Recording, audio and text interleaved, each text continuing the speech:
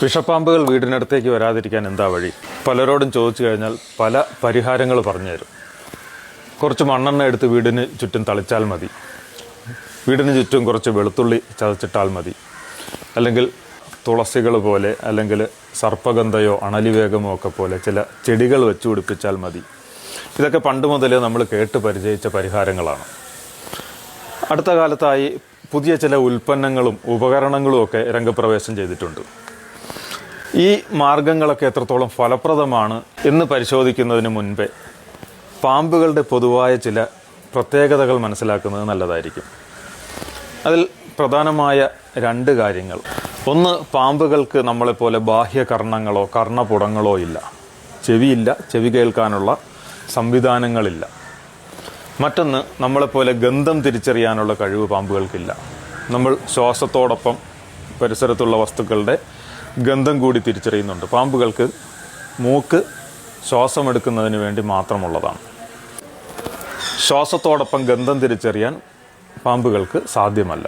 പാമ്പുകൾ ഇടയ്ക്കിടെ നാവ് പുറത്തേക്കിട്ട് ഫ്ലിക്ക് ചെയ്യുന്നത് അന്തരീക്ഷത്തിലെ തന്മാത്രകൾ നാവിലൂടെ ശേഖരിക്കാനും അത് പാമ്പിൻ്റെ തലച്ചോറിന് മുൻവശത്ത് സ്ഥിതി ചെയ്യുന്ന ജേക്കബ്സൺസ് ഓർഗൻ എന്നു പേരുള്ള ഒരു ഓർഗനിലേക്ക് കണക്ട് ചെയ്തിട്ട് ആ തന്മാത്രകളെ പ്രോസസ്സ് ചെയ്ത് ആ പാമ്പിൻ്റെ പരിസരത്ത് എന്തൊക്കെ വസ്തുക്കളുണ്ട് എന്ന് മനസ്സിലാക്കുന്നതിന് വേണ്ടിയിട്ടാണ്. പാമ്പുകളുടെ ഓൾഫാക്ടറി സെൻസസ് വളരെ അണ്ടർ ഡെവലപ്ഡാണ്. അതായത് മണ്ണെണ്ണ വീടിൻ്റെ പരിസരത്ത് തളിച്ചത് കൊണ്ടോ വെളുത്തുള്ളി ചതച്ചിട്ടത് കൊണ്ടോ രാമതുളസി, കൃഷ്ണതുളസി, സർപ്പഗന്ധ, അണലിവേഗം മുതലായ പല ഇനത്തിൽപ്പെട്ട സസ്യങ്ങൾ വെച്ച് പിടിപ്പിച്ചത് കൊണ്ടോ അതിൻ്റെ ഗന്ധം മനസ്സിലാക്കിയിട്ട് പാമ്പുകൾ ആ പരിസരത്തേക്ക് വരാതിരിക്കില്ല എന്നുള്ളതാണ് വസ്തുത.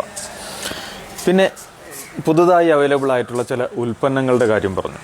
അത് കൂടുതലും കെമിക്കൽസാണ്, അല്ലെങ്കിൽ പലതരത്തിലുള്ള ലായനികളാണ്. ബോട്ടിലും മറ്റും വരുന്നതുണ്ട്. അത് വീടിൻ്റെ പരിസരത്തൊക്കെ തളിക്കുക, അല്ലെങ്കിൽ മണ്ണ് മാറ്റിയിട്ട് അതിലേക്ക് ഒഴിക്കുക, എന്നിട്ട് മണ്ണ് കൊണ്ട് മൂടുക. ഇതൊക്കെയാണ് നിർമ്മാതാക്കൾ നമ്മളോട് നിർദ്ദേശിക്കുന്നത്.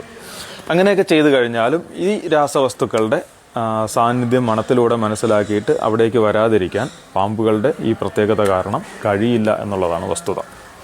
പിന്നെ ഇത്തരം രാസവസ്തുക്കളൊക്കെ വിഷാംശമുള്ളതും പലപ്പോഴും ചെറിയ ജീവികൾക്കൊക്കെ അപകടകാരികളുമായേക്കാം. അങ്ങനെയാണെന്നുണ്ടെങ്കിൽ വീട്ടിൽ ചെറിയ കുഞ്ഞുങ്ങളൊക്കെ ഉണ്ടെന്നുണ്ടെങ്കിൽ ഇത്തരം രാസവസ്തുക്കൾ വാങ്ങുന്നതോ ഉപയോഗിക്കുന്നതോ വീടിന് പരിസരത്ത് തളിക്കുന്നതോ ഒക്കെ വലിയ അപകടങ്ങൾ വരുത്തി വെച്ചേക്കാം.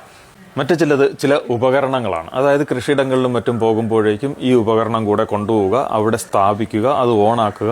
അതിൽ നിന്നും ശബ്ദതരംഗങ്ങൾ പുറപ്പെട്ടുകൊണ്ടേയിരിക്കും എന്നുള്ളതാണ്. ഉപകരണത്തിൽ നിന്നും വരുന്നത് ഇനോഡിബിൾ ഫ്രീക്വൻസിയിലുള്ള ശബ്ദതരംഗങ്ങളായത് കാരണം നമ്മളത് കേൾക്കുകയില്ല. പക്ഷേ പരിസരത്തു നിന്നുള്ള ജീവികളെല്ലാം ഇത് കേട്ടിട്ട് ദൂരേക്ക് പോകും എന്നുള്ളതാണ് നിർമ്മാതാക്കൾ അവകാശപ്പെടുന്നത്. ഓഡിബിൾ ഫ്രീക്വൻസി ആയാലും ഇനോഡിബിൾ ഫ്രീക്വൻസി ആയാലും ശബ്ദതരംഗങ്ങളുടെ സാന്നിധ്യം മനസ്സിലാക്കിയിട്ട് പാമ്പുകൾ ദൂരേക്ക് പോകണമെന്നുണ്ടെങ്കിൽ പാമ്പുകൾക്ക് അത് തിരിച്ചറിയുന്നതിനുള്ള കർണങ്ങളോ കർണപുടങ്ങളോ ആവശ്യമാണ്. അതില്ലാത്തിടത്തോളം പാമ്പുകൾക്ക് ഇത്തരം ശബ്ദതരംഗങ്ങൾ തിരിച്ചറിഞ്ഞിട്ട് അവിടെ നിന്നും ദൂരേക്ക് പോകാനുള്ള യാതൊരു സാധ്യതയും ഇല്ല. അപ്പോൾ ഇത്തരം ചെടികളോ ഉപകരണങ്ങളോ മണ്ണെണ്ണയോ വെളുത്തുള്ളിയോ ഒക്കെ ചതച്ചിട്ട് അതിൻ്റെ സാന്നിധ്യം കൊണ്ട് പാമ്പ് വരില്ല എന്ന് വിശ്വസിക്കുന്നത് ചിലപ്പോൾ അപകടകരമായേക്കാം. ഇടയ്ക്ക് വളരെ കൗതുകകരമായ ചില നിർദ്ദേശങ്ങളും കേട്ടിട്ടുണ്ട്. അതായത് മണ്ണെണ്ണ സമം വെള്ളത്തോടൊപ്പം ചേർത്ത് മിക്സ് ചെയ്ത് വീടിന് പരിസരത്ത് തളിക്കുക എന്നുള്ളതാണ്. അതായത് മണ്ണെണ്ണ വെള്ളവുമായി കലരുന്ന ദ്രാവകമല്ല. മണ്ണെണ്ണയും വെള്ളവും തമ്മിൽ മിക്സ് ചെയ്യാൻ ശ്രമിച്ചു കഴിഞ്ഞാൽ രണ്ടും രണ്ട് ലെയറായിട്ട് തന്നെ നിലനിൽക്കുകയുള്ളൂ.